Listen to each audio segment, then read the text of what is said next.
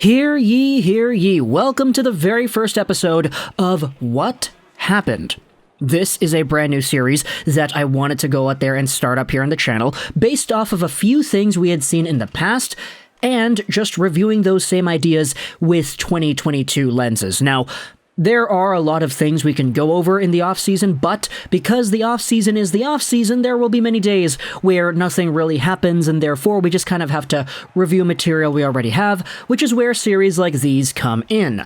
I'm going to make videos like these over the next few weeks, and we'll see how they do with the viewers, the fans, and just the overall level of conversation pretty much, because I do think this is a neat idea. Let's go over onto a Twitter user that I found named Guruless.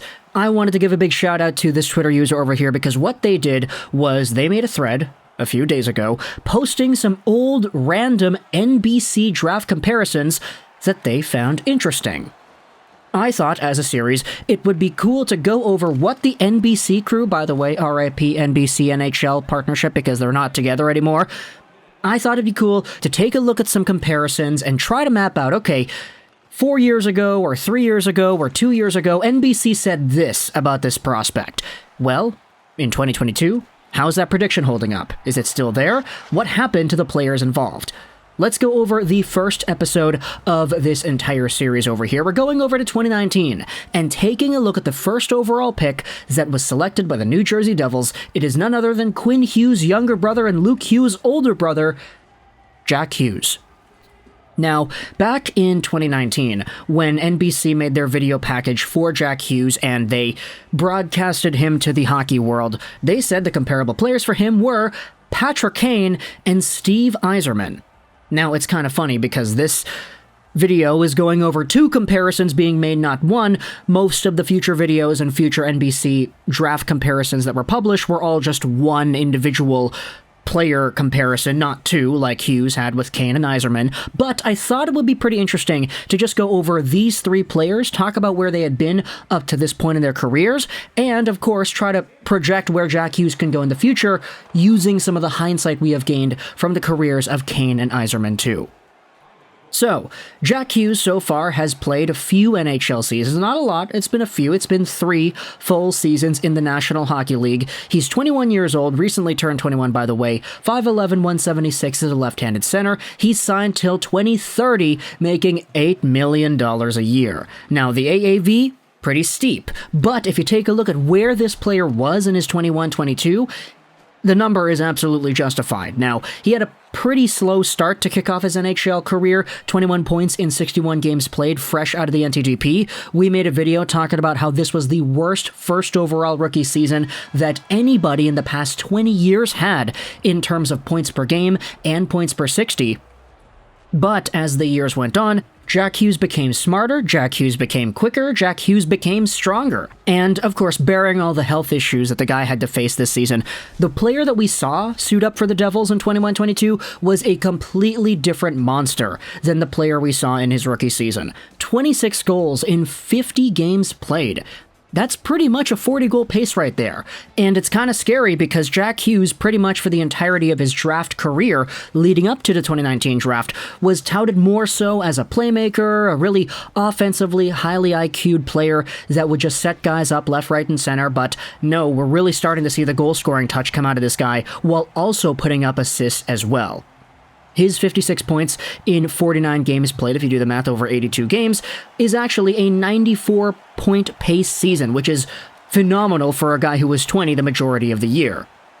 Now, if you go over to the two other guys that he was compared to, and Patrick Kane, firstly of the Chicago Blackhawks, as well as Steve Yzerman, you kind of start to get a bit disappointed. I mean, Patrick Kane was drafted first overall, like Jack Hughes, in 2007 by the Blackhawks. He's 5'10", 176 pounds, so he's the same weight as Jack Hughes, albeit just an inch shorter.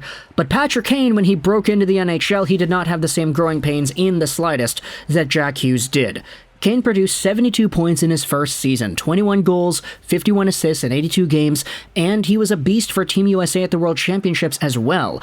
Patrick Kane was a slick and shifty, offensively creative player that just absolutely reinvigorated the Chicago Blackhawks. However, this is where things get interesting. As we noted, Jack Hughes in this previous season, his Draft Plus 3 year, produced at a 94-point pace. Patrick Kane, in his Draft Plus 3 season, 2009-2010, produced 88 points in a full 82 games. He also was over a point per game in the playoffs, and he won the Stanley Cup, also scoring the Stanley Cup winning goal. But if you're taking a look at Draft Plus 3 years exclusively, Jack Hughes did indeed best Patrick Kane in terms of the overall point per game number.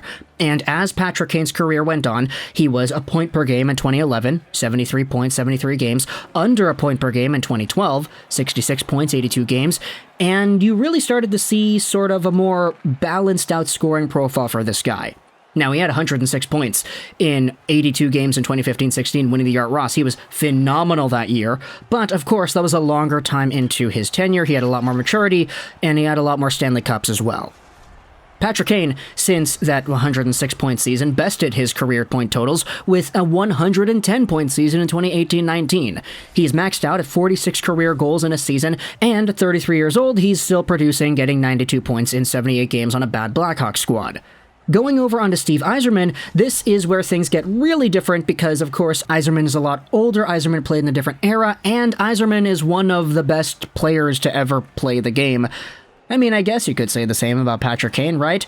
Steve Yzerman was drafted 4th overall in 1983 by the Red Wings, and he made his impact known immediately, getting 87 points in 80 games played as an 18-year-old. Now, you can see the body of work that Eiserman had throughout the years. He was named captain in 1986 after a 42-point season in 51 games played, but then he really just exploded the years after that. 155 points, 137 points, 127 points, 60-goal years, you know the drill here. Steve Eiserman was phenomenal, and he is one of the best players to ever play, so it's tough to go out there and really say that anybody in the NHL today is going to live up to this sort of point production potential. But still, Steve Yzerman was sort of in that similar mold. I mean, he was 5'11", 185 as a right-handed forward, so not the biggest guy in the world like Kane and like Hughes, but I really do feel like Yzerman was so different in that his combination of pretty much just everything, the puck skills, the shot, the passing, the speed, and the work ethic especially, I feel like these all combined to make Yzerman what Yzerman was. And there are certain parts of his game that I feel like are so unteachable. Like, you can tell a player, oh, you gotta work hard every shift, right? But like, Yzerman bled in that sort of role. Sure, Jack Hughes might be able to skate faster than a Steve Yzerman can. Maybe he can dangle a little bit quicker too. Maybe he's a little bit smarter as well. But for Stevie Y, I mean, this guy was the 7th overall point producer in NHL history for total points, so it's difficult to say that anybody coming out of a draft is going to be in the same realm as Yzerman, but I guess the comparisons stylistically make a lot more sense than they don't. As for Jack Hughes, though, going back over to his overall profile here, the guy was great in 21-22. The problem was he wasn't healthy. And a lot of Devils fans know that this guy's going to need to probably go out there and solidify himself to the point where he can play 82 games consistently if he wants to ever attain that status that Patrick Kane had as an Art Ross winner, a 90, 95-point producer, a guy that was pretty consistently getting that sort of result.